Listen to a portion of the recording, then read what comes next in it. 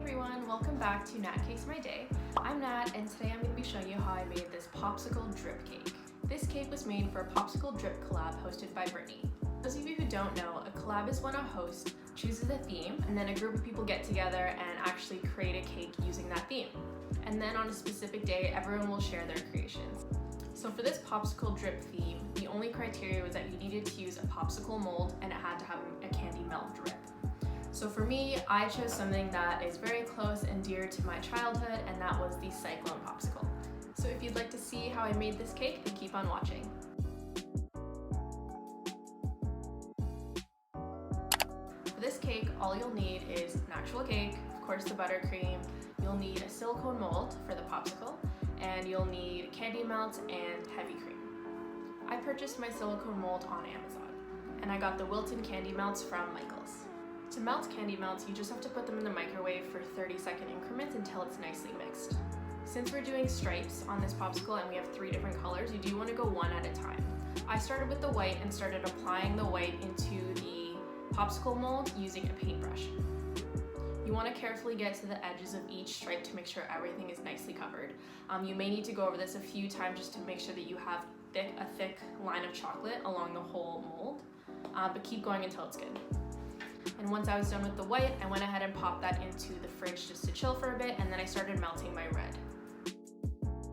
Just repeat the same steps here. Go ahead and apply the red onto the next stripe using a paintbrush once again, and making sure again you just cover all the nooks and crannies of the popsicle mold. And then once again, go ahead and let that chill in the fridge and start melting your blue.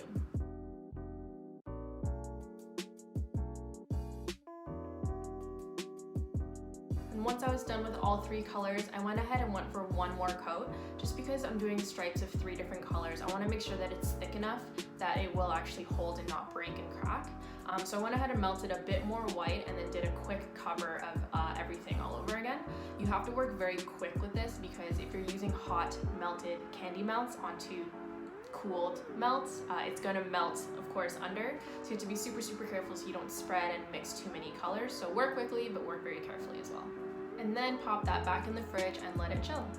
And while that's chilling, I went ahead and made the cake filling. So the cake filling is just like any cake pop filling. It's pretty much just crushed up extra cake scraps that I had from another cake, and you just start mixing buttercream as you go. So you just add probably teaspoon by teaspoon, keep mixing it up until you get a pretty doughy consistency, and then you can apply that into your cake mold.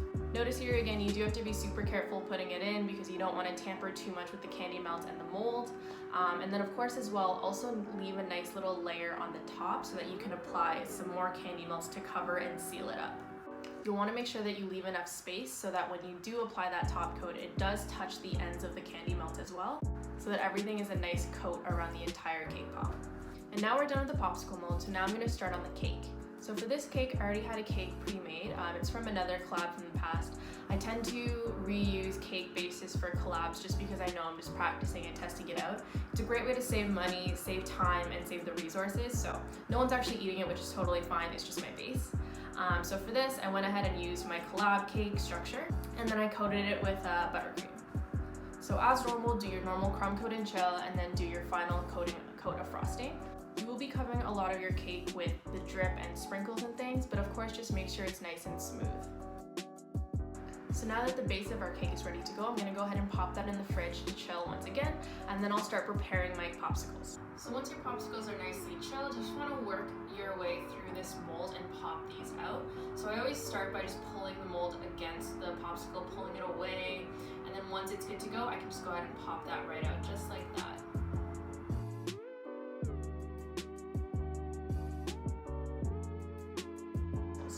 So I take them out here and I just go ahead and cut the ends of them. I cut them on an angle just a bit because I want them to be on an angle when I stick them in the top of the cake. And I made one a little bit taller than the other as well so that it just has a bit of different heights. And once those are cut, I'm gonna go ahead and grab wooden dowels just to secure them in.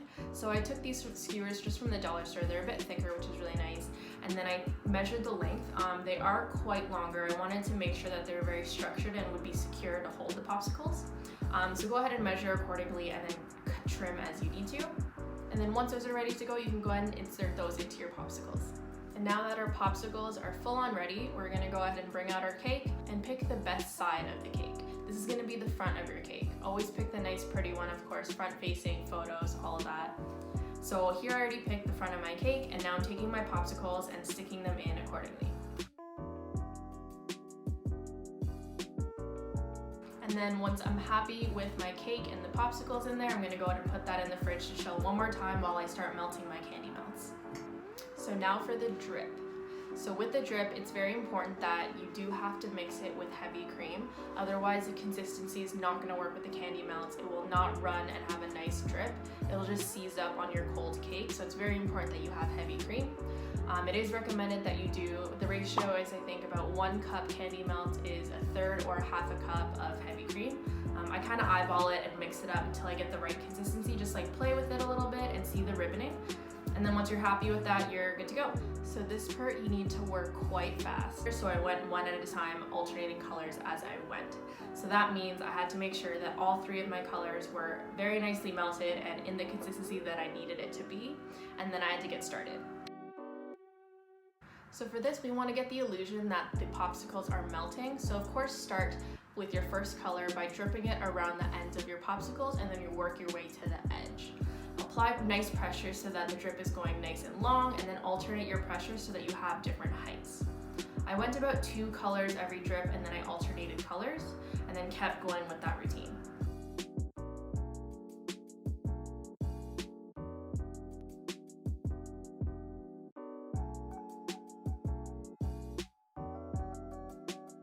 By the time I got to a certain section, you'll notice here that the blue is seizing up a little bit.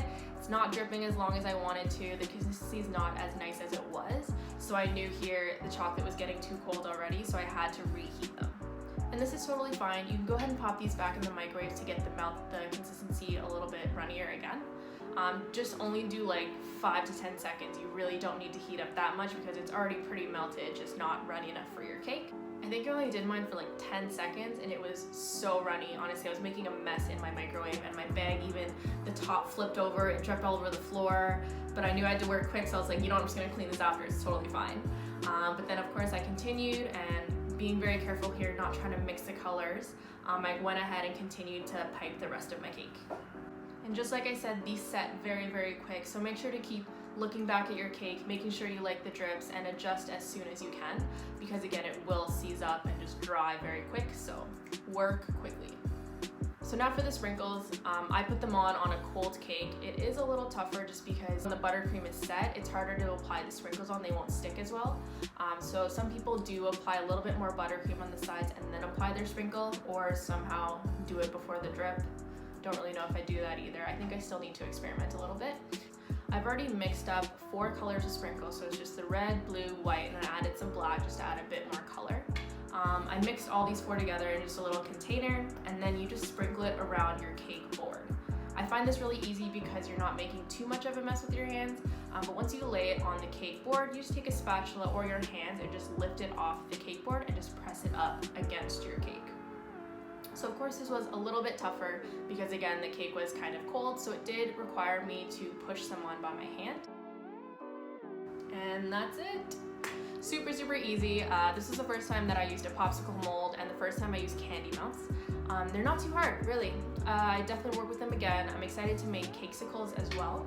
But for this, it was much of a challenge because I had to use 3 different colors, but honestly that second coating of the candy melts in the mold really helps just to make sure it's thick enough that it won't break. And candy melts.